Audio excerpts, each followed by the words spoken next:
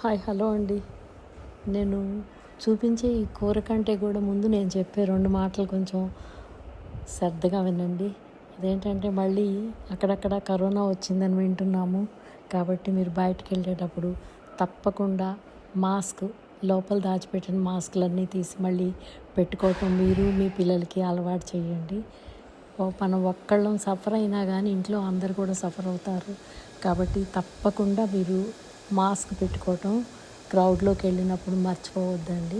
ఇదొకటి ఫాలో అయితే అందరం బాగుంటాం, హెల్తీగా ఉంటాం. ఇప్పుడు నేను చేసే రెసిపీ గురించి చెప్పాలంటే రెగ్యులర్ కర్రీయేనండి. మీకు వెజిటబుల్స్ చూపించాను కదా, చిక్కుడుకాయ, టమాటా, అల్లం, పచ్చిమిరపకాయలు, ఉల్లిపాయలు ఇవేనండి వీటికి కావాల్సినవి. ఇలా చేసుకుంటే చాలా ఈజీగా టేస్టీగా ఉంటుందన్నమాట. అల్లం వేయటం మాత్రం అస్సలు మర్చిపోవద్దండి. ఇప్పుడు నేను ఉల్లిపాయలు తాలింపులో వేసేసి కొంచెం పెద్ద సైజు ముక్కలే కట్ చేసుకున్నాను.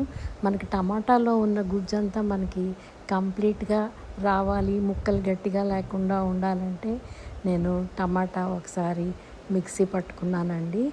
జస్ట్ అట్లా మిక్సీ పట్టుకొని టమాటా ప్యూరీలాగా చేసి వేసాను అనమాట.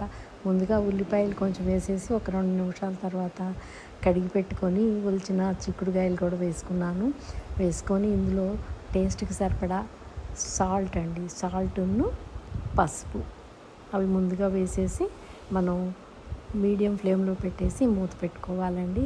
చాలా ఈజీగా మగ్గిపోతాయి. చిక్కుడుకాయలు ఉడకవేమో అనుకోక్కర్లేదు, తొందరగా మగ్గిపోతాయి. ఇప్పుడు సీజన్ కదండి, చిక్కుడుకాయలు, టమాటాలు అన్నీ బాగా దొరుకుతున్నాయి.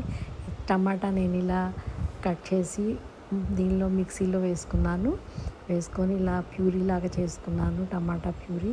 అప్పుడు మనకి టమాటా ముక్కలు కింద ఉండకుండా ఉంటాయి అన్నమాట. అందులో కర్రీ కూడా చాలా తొందరగా అయిపోతుంది.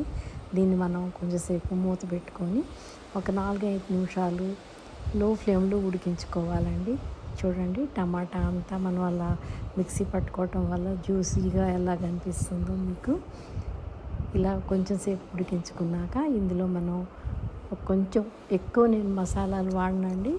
ధనియాల పౌడర్ ఒకటి మాత్రం వేస్తాను నేను. ఆ ధనియాల పొడి ఒక ఫుల్ స్పూన్ వేసుకోవాలి ఇందులో. తర్వాత టేస్ట్కి సరిపడా కారం, ఉప్పు, అంతేనండి. ఇప్పుడు మనం మగ్గిపోయింది కదా, కూర అంతా కూడా ఉడికిపోయింది, చక్కగా జ్యూసీగా అనిపిస్తుంది.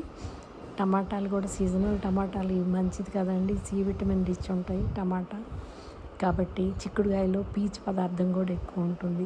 అప్పుడు మీకు కాన్స్టిపేషన్ లాంటి ప్రాబ్లమ్స్ ఉండవు, ఈజీ డైజెషను.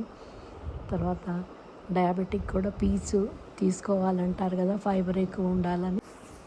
5 మినిట్స్ లో ఫ్లేమ్లో ఉడికించుకున్నాక ఒక ఫుల్ స్పూన్ ధనియాల పొడి అండి, కొరియాండర్ పౌడర్ వేసేసుకోవాలి. తర్వాత మన టేస్ట్కి సరిపడా కారం అన్నమాట.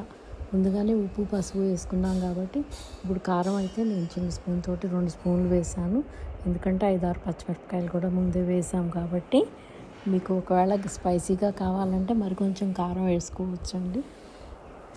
దీన్ని మూత పెట్టేసి మరో 2 నిమిషాలు అలా ఉడికించాక ఇప్పుడు నేను చూపించాను కదా, 1 ఇంచు అల్లం ముక్క, పొట్టు తీసిన అల్లం తురుముకోవాలన్నమాట.